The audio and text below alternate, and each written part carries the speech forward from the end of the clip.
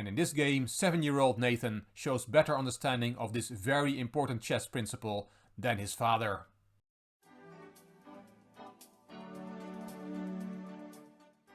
Hello chess fans, this is Rick from Chess to Impress with number 127 in the series Viewers Games. And this is a very special one. It is father against son, a 7-year-old son. It is Emmanuel and Nathan from, I think from Germany, at least that's what the email address looks like. Hello, my son, 7 years old, and me, 40 years old, are now playing chess since 2 years against each other. We are also, for about a year, big fans of your channel. Your great range of commentary from professional tournaments over classic games, exciting puzzles, up to our favorite, games from mere mortals sent in from your viewers to you are outstanding. Especially the viewers games are our favorite weekend activity to watch online. Nowadays my son starts to win more and more against me. We wonder whether you would be so generous to review our game and maybe help us improve our play with some tips. Most likely by pointing out all the things I did wrong. I blundered a rook in the early game but could get a minor piece back later on. But aside from that, I can't really spot any bigger flaw in my game. It seems my pieces just could not really do anything useful. I hope the format of the game is correct. It's the first time that I actually record a game I played, and I never used a computer program to play chess. If it's unusual to you, please write me the correct notation format and I try to rewrite the game. There seem to be so many on Wikipedia. If you could find the time to comment on our game in your channel, we both would be thrilled. Sincerely, Emmanuel and Nathan. That was in November 2018, and a recent email from Emmanuel. Hello Rick, yes, we're still very interested in your commentary about our game from 2018. Meanwhile, my son joined a chess club and his victories over me start to be quite frequent, but we usually don't write down our games. Looking forward to your comments, says Emmanuel.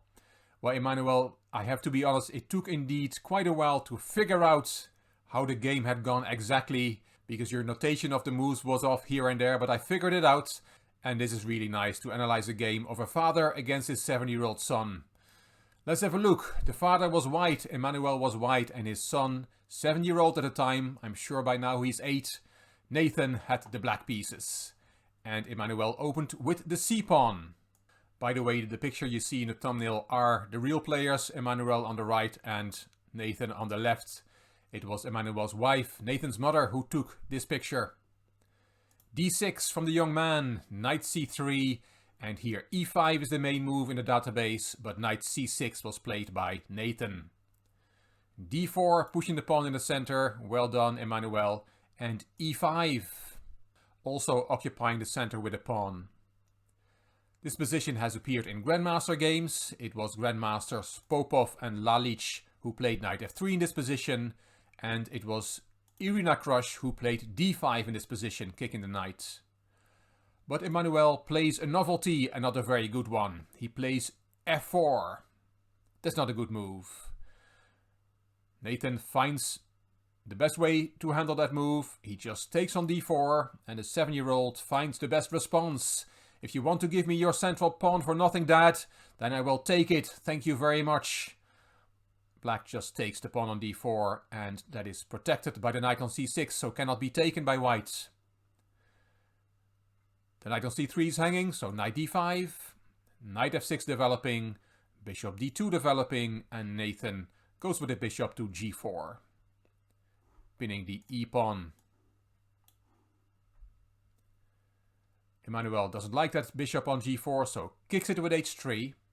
Bishop back to e6, good move. And now here knight f3 is the best move in the position. Developing, covering the h4 square, which is very important as we'll see in later variations. And just accepting the loss of another pawn after black takes twice on d5. There's really no way to avoid that.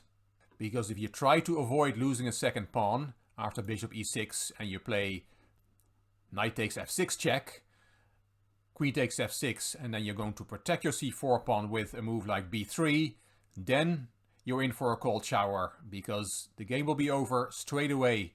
By the way, if you want to look how can black checkmate the white king in 2 moves from here, put the video on pause. It's not very difficult. Queen h4 check. That's why I mentioned that the knight on f3 covering the h4 square is very important, because now g3 and queen takes g3 is checkmate on the board. The king being locked in by its own pieces. So after bishop e6, the best way is just to give up that second pawn. Emmanuel plays g4, which is not a good move. The king on e1 starts to feel quite uncomfortable now. A lot of pawn pushes on the king side, and that's why knight f3 really was a better move. But g4 was played, Nathan took on d5, and it looked like black is going to win a second pawn, but it's even worse, because you cannot take back on d5, which Emmanuel did not see. He took the piece back, and now there is a mate in one alert. Do you see it? Of course, queen h4 is checkmate on the spot. White has weakened his own position with this g4 move, with not developing his pieces on the king side, and is severely punished. So c takes d5, double question mark. Nathan didn't see it. He took on d5, just winning a second pawn, attacking the rook in the corner, which also looks very good, but of course checkmate finishes the game. Black is 2 pawns up, in a very good position, everything looks well. And especially Nathan did not know that he had missed mate in 1, so it did not affect him psychologically. The rook is hanging in the corner, knight f3 is a logical move, developing that piece and saving the rook, but Emmanuel made another blunder. He played bishop g2 instead. That must have been somewhat flustered by being 2 pawns down with white after less than 10 moves, and completely overlooks that he hangs a piece here. That bishop is just hanging. Bishop takes g2, just wins the bishop, and now black is overwhelming material up. But the young man did not see it. He played queen h4 check. That's also a very attractive move. But now there is king f1, and that is protecting the bishop, so that bishop is no longer hanging. So white dodged a bullet. And now young Nathan loses control over the position for a few moves. He plays the bad move queen g3. Yes, it is threatening to take on g2. That would be very good for black, but of course white can just take on d5. And Emmanuel did that, turning the tables. Black should have won white's light squared bishop on g2, but in fact it's the other way around. White is winning black's light squared bishop on d5. Quite a turnaround in this game. But Nathan is made of strong stuff and is not letting this affect him too much. He just plays bishop e7, developing, preparing to castle, and he plays on. Queen a4 from Emmanuel. There goes the king safely in the corner. Look at the difference between black's king and white's king. That is an important factor in this position. And here, I have to say it again, knight f3, develop your pieces, Emmanuel. Developing your pieces is important at any level, from beginners to world champions. And in this game, 7-year-old Nathan shows better understanding of this very important chess principle than his father. Because Emmanuel, instead of developing the knight, went pawn hunting. He took on c6, b takes c6, and now the pawn on d4 is unprotected. Winning another pawn is fine, but with white's king side undeveloped and his pieces uncoordinated, he still has work to do, despite being a piece up. Here a nice move from Nathan, bishop f6, putting the bishop on a very nice diagonal and hitting the white queen. And it's time to show the picture in full size, because this is the position on the board. Nathan on the left has just played bishop f6, hitting the queen, and Emmanuel is thinking where to move the queen to. You can see his pen and paper, writing down the moves so I can make this video. And Nathan says, I attach a photo my wife took at a time when she sensed that I was going to lose again. Well, maybe your wife is a very strong chess player. She felt that white was in trouble, even though he's a piece up. Queen a4 is a safe spot for the queen, but Emmanuel played his queen to b4. And now black really gets great compensation for the material deficit. Rook a to b8. And why does black have great compensation?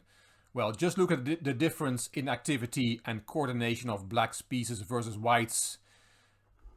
This rook is hitting the queen and is on a beautiful Open file, the bishop is shining through white's position. This rook can easily be brought into the game, and the queen is very close to white's exposed king and is also very active. White's pieces, the rooks are at home, the knight is at home, the bishop and the queen are okay, the king is exposed and the queen is active but is also in the firing line of black's pieces. No surprise that the engine gives the position as about equal here, despite white being a piece up. And in bad positions, blunders come easily. Queen c4 should have been played here, and white is still somewhat better, but queen a3 was Emmanuel's choice, and that drops a rook. Nathan saw the combination, saw that queen takes a3 is the move to be played here, because after b takes, the rook in the corner is hanging.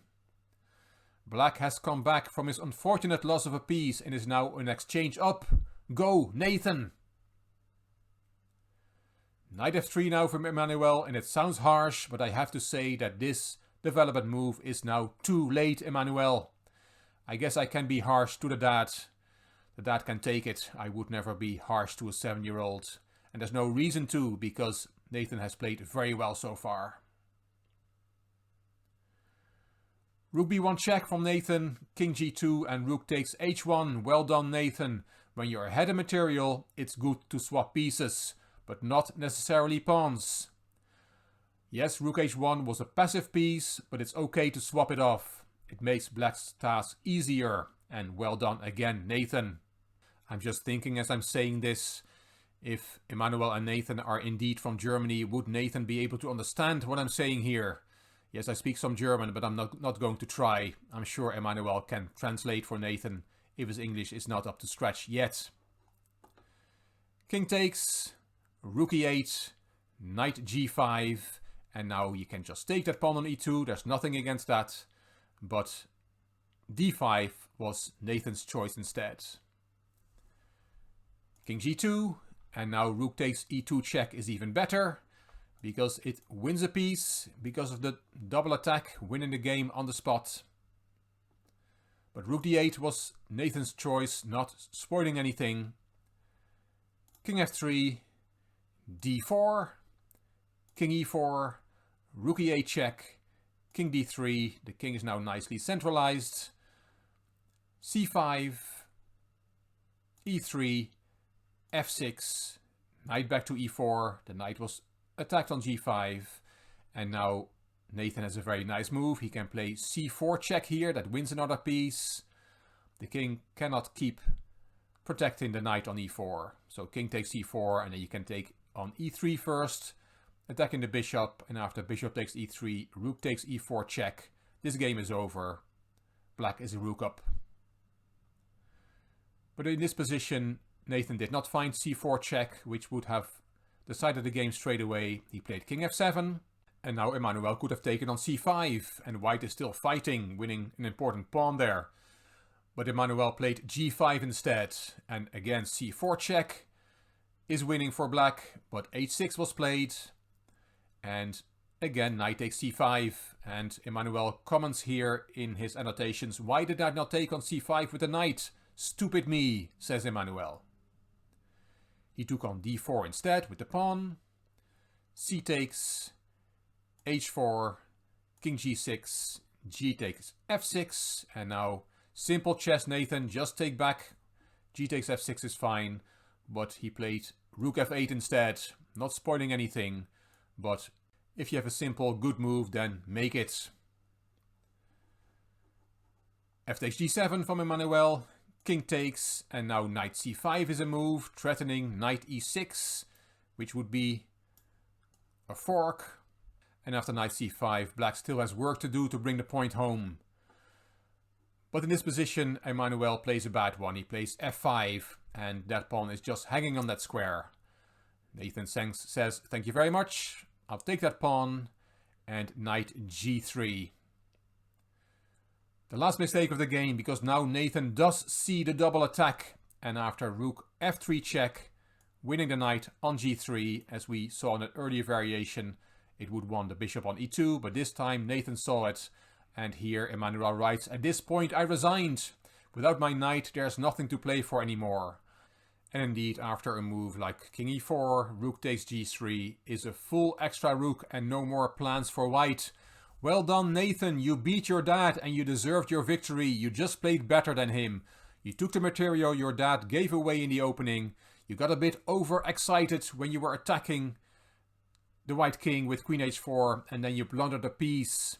But you fought back really well, developed all your pieces and struck when a tactical opportunity presented itself.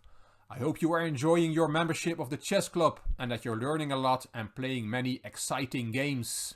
And Emmanuel, thanks a lot for sending me this game, the accompanying text and the picture. When I started my channel, I was thinking of providing entertaining and instructive material for people like you, and I'm delighted that you sent in a game between you and your young son. Thanks to you both, and I hope you will keep me up to date on your future adventures in the wonderful world of chess. And you, dear viewer, I hope you enjoyed this video of father against son, Emmanuel against Nathan. If you liked the video, please give it a thumbs up. Please subscribe to the Chess to Impress channel and please leave a comment. I will read them all and I will reply to them all. If you like the video, if you like the series of the viewers' games, then please share it on social media by clicking the share button on YouTube. If you would like your game to be analyzed on Chess to Impress, you can send it to me by email to classroomchess64@gmail.com. You can find me on Instagram, on Twitter and on Facebook. This is Rick for Chess to Impress. Thank you for watching.